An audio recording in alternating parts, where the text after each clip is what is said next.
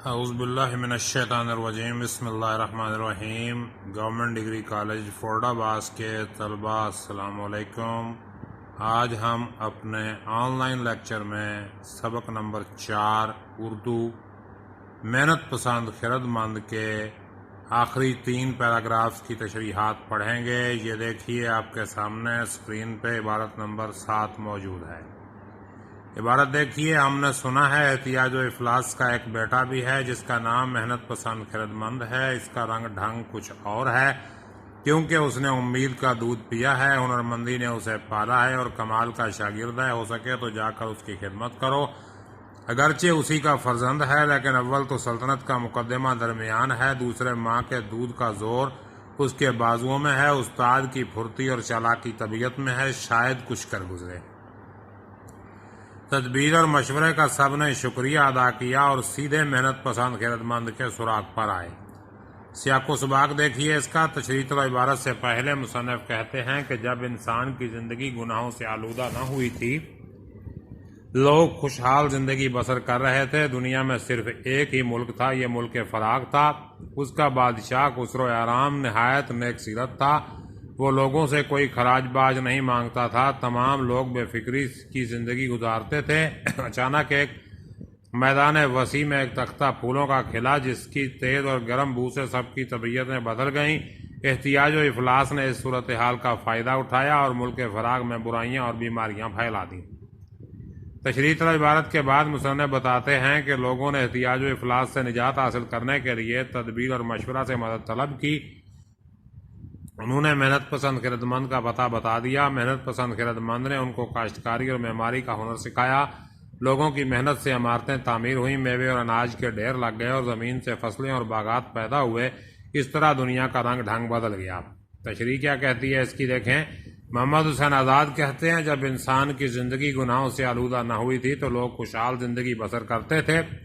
پھر ایک میدان میں پھولوں کا تختہ کھلا جس سے لوگوں میں برائیاں اور لالچ پیدا ہو گیا۔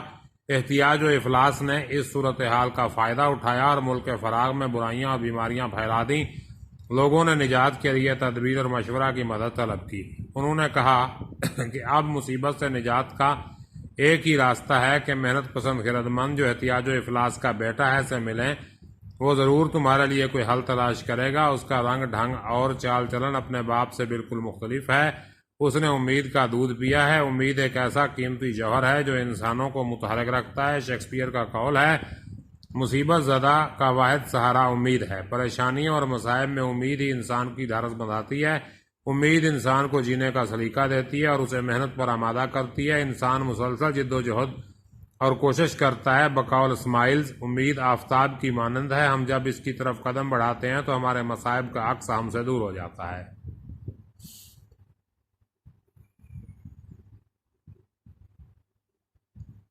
وہ مزید بتاتے ہیں کہ محنت پسند کی پرورش ہنرمندی نے کی ہے۔ دنیا میں عزت و احترام سے زندگی گزارنے کے لیے کسی نہ کسی ہنر کا ہونا ضروری ہے۔ یہ ایسی نعمت ہے جس کے ہوتے ہوئے انسان دوسروں کا محتاج نہیں ہوتا، کسی کے سامنے دست سوال دراز نہیں کرتا، جس کی وجہ سے اس کی عزت نفس بھی مجروح نہیں ہوتی۔ مشورہ اور تدبیر نے لوگوں کو مزید بتایا کہ محنت پسند کمال کا شاگرد ہے۔ ایک شاگرد کی تعمیر و تربیت میں اساتذہ کا بڑا عمل دخل ہوتا ہے۔ شاگرد اپنے اساتذہ سے متاثر ہوتے ہیں اور استاد کی بات شاگرد بڑے دھیان سے سنتے ہیں اور اثر بھی لیتے ہیں۔ اگر استاد شاگردوں کی تعلیم و تربیت خلوص دل اور نیک نیتی سے کرے تو اچھے نتائج سامنے آتے ہیں۔ مصنف کا خیال ہے محنت پسند کو درجہ کمال تک پہنچانے میں استاد کی تربیت کا کمال ہے۔ چنانچہ اس کی خوبیوں کی بنا پر مشورہ اور تدبیر نے لوگوں کو محنت پسند کی خدمت میں حاضر ہونے کا مشورہ دیا اور یہ کہا کہ باپ اور بیٹے کے درمیان سلطنت کا معاملہ ابھی تک حل طلب ہے۔ اس کی ماں کے دودھ کا زور اس کے بازوؤں میں ہے اور ماں کی ہمدردیاں اور دعائیں محنت پسند کے ساتھ ہیں، اس لیے شاید وہ سلطنت کے حصول کے لیے تمہاری مدد کے لیے تیار ہو جائے۔ مزید برآں اس نے اپنے استاد سے جو پھرتیاں، چالاکیاں اور ہوشیاری سیکھی ہے اس میں ماہر ہے، اس لیے اس کی مدد حاصل کرو۔ سب لوگ تدبیر اور مشورہ کا شکریہ ادا کر کے محنت پسند خیرت مند کی تلاش کے لیے نکل کھڑے ہوئے۔ عبارت نمبر 8 دیکھیے، چھوٹی سی عبارت ہے۔ الغرض ہمت اور تحمل ان سب کو جنگلوں اور پہاڑوں میں لے گئے۔ کانوں کا کھودنا، اتار چڑھاؤ ہموار کرنا، तालाबों से पानी सींचना, दरियाओं की धारों का रुख फेरना सब सिखाया। लोगों के दिलों पर उसकी बात का ऐसा असर हुआ कि सब दफातन कमरे बांध आंखें बंद कर दीमक की तरह रुए जमीन को लिपट गए। सियाको सबाक क्या है जी, इसका देखें। तशरीह तलब इबारत से पहले मुसन्निफ कहते हैं कि जब इंसानी जिंदगी गुनाहों से पाक थी तो हर तरफ अमन व अमान का दौरा था। फिर एक तख्ता फूलों का किला जिससे लोगों में बुराइयों ने जन्म लिया। इस बदनीयती की सजा ये हुई कि नेमतें छिन गईं और लोग एहतियाज व इफलास का शिकार हो गए। तदबीर और मशवरा जो किनारा कश हो गए थे, लोग उनसे मदद मांगने के लिए गए। उन्होंने मेहनत पसंद खिदमतमंद का पता दिया जिसने हिम्मत और तहम्मुल के जरिए लोगों को मेहनत का रास्ता दिखाया और लोगों ने कामयाबी की मंजिल हासिल की। ज़मीन में ज़रूरियात ज़िंदगी के सामान की फरावानी हो गई। तशरीह तलब इबारत सबक की आखिरी इबारत है, इसलिए इसका सबाक नहीं है। तशरीह क्या है जी? तशरीह तलब इबारत में मुसन्निफ तमसीली अंदाज में ज़िंदगी में हिम्मत और तहम्मुल को बरूए कार लाते हुए मेहनत की अहमियत को वाज़े करते हैं। चुनाचे कहते हैं, हिम्मत और तहम्मुल उन लोगों को जंगलों में ले गए और उनको काम पर लगा दिया। इससे मुराद यह है कि लोगों ने तदबीर और अपनी काबिलियत के साथ मशवरे से इस्तेफादा किया और अपनी मुसीबतों का हल तलाश करने की सही की। उन लोगों ने हिम्मत और तहम्मुल को अपना शिआर बनाया और कुदरती ज़राए को इस्तेमाल करके ज़िंदगी गुजारने का सामान किया। जंगलों और पहाड़ों से मुराद कुदरती वसाइल हैं। उन लोगों ने कुदरत के फराहम करदा ज़राए को अपने मकासद की हसूल और अपनी बहाली के लिए इस्तेमाल किया। हिम्मत से काम लेकर इंसान हर मुसीबत पर काबू पा सकता है। हिम्मत और तहम्मुल मुसीबत में इंसान के रहनुमा और कामयाबी का जरिया हुआ करते हैं। बकौल फिलासफर, हिम्मत में मुसीबत से काम लेना अधिक कामयाबी मुसीबत में हिम्मत से काम लेना अधिक कामयाबी है। रुए ज़मीन के तमाम वसाइल को बरूए कार लाया गया। ज़मीन में छुपे हुए खजाने जिनसे इंसानियत अनजान थी सामने लाए गए। ये सब लोगों की मेहनत की बदौलत हुआ। कानों की खुदाई के जरिए मादनियात और जवाहरात दरियाफ्त किए गए। ज़मीन का उतार चढ़ाव हमवार करना और उसको काश्तकारी के काबिल बनाना, इसके अलावा तालाबों से आबपाशी के लिए पानी सींचना और दरियाओं के बेकाबू धारों को ज़ेर करना, ये सब हिम्मत और तहम्मुल से काम लेकर हुआ। लोगों के दिलों में मेहनत की लगन जाग उठी और उन पर यह हकीकत वाज़े हुई कि वही जहां है तेरा जिसको तू करे पैदा। उन लोगों ने यह देखा तो फौरन मेहनत करने के लिए तैयार हो गए और पुख्ता अज़्म और इरादे से मज़ाहिर फितरत को तस्खीर करने के लिए निकल खड़े हुए। यही जज्बा किसी भी शय की तस्खीर में अहम किरदार अदा करता है। बकौल फिलासफर, बुलंद हिम्मती और अज़्म से उलझने सुलझ जाती हैं। मुसन्निफ ने यहाँ तमसीली अंदाज में बताया कि ये लोग दीमक की तरह हुए ज़मीन को चिमट गए। इन्हें अपनी तमाम सलाहियतें ज़मीन से बेशकीमत वसाइल तलाश करने में वक्फ कर दी और फितरत के नाइम से भरपूर फ़ायदा उठाया। आखिरी इबारत देखिए, ये सबक की भी आखिरी इबारत है।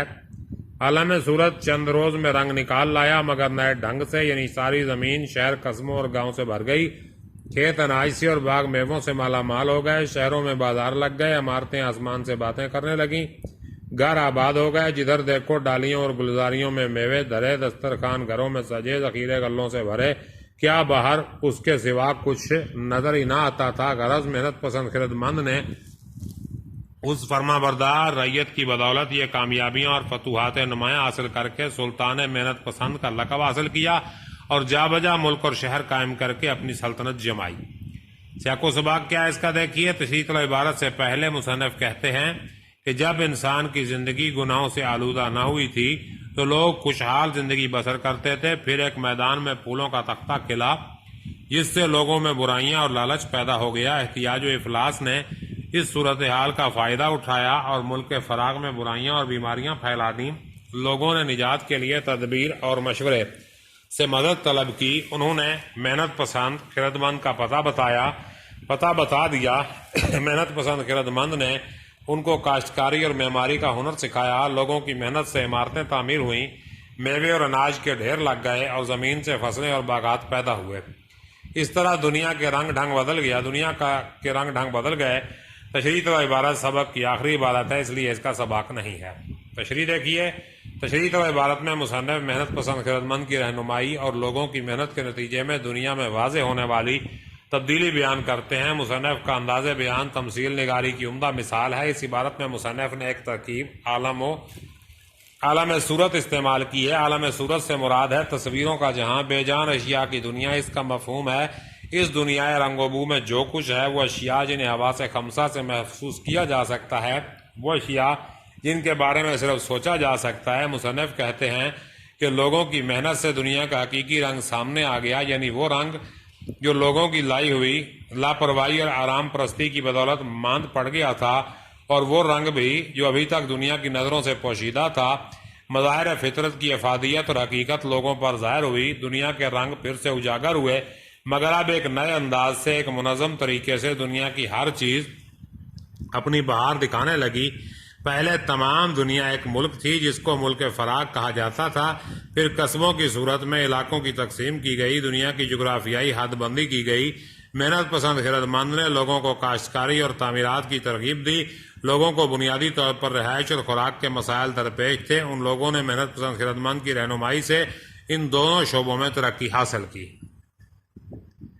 کاشتکاری کے میدان میں لوگوں نے کوشش کی تو زمین نے اپنے خزانے لٹائے، کھیتوں میں فصلیں اناج سے لد گئیں، باغوں میں درخت پھلوں سے مالا مال ہو گئے، لوگوں نے فاقہ کشی سے نجات پائی، ایک بار پھر خوراک اور غذائی اشیاء کی فراوانی ہو گئی جو انسان کی محنت کا نتیجہ تھی۔ لوگوں نے خوراک کی قلت کے مسئلے سے چھٹکارا پا لیا، بقول قائد اعظم محنت تقدیر کا دایاں ہاتھ ہے اور مصیبت اس سے دور بھاگتی ہے۔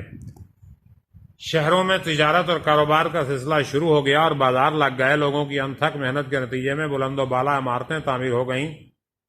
جو لوگ قدرتی ماحول کو اپنا مسکن بنائے ہوئے تھے، گھروں کی تعمیر کر کے گھروں میں آباد ہو گئے، گھروں میں دسترخوان اشیاء کو نوش سے سج گئے، ہر طرف سے غلے کی بہتات اور فراوانی تھی، یہ سب لوگوں کی محنت کا صلہ تھا۔ ایک دانا کا قول ہے، خدا نے انسان کو محنت کر کے کھانے کے لیے بنایا ہے۔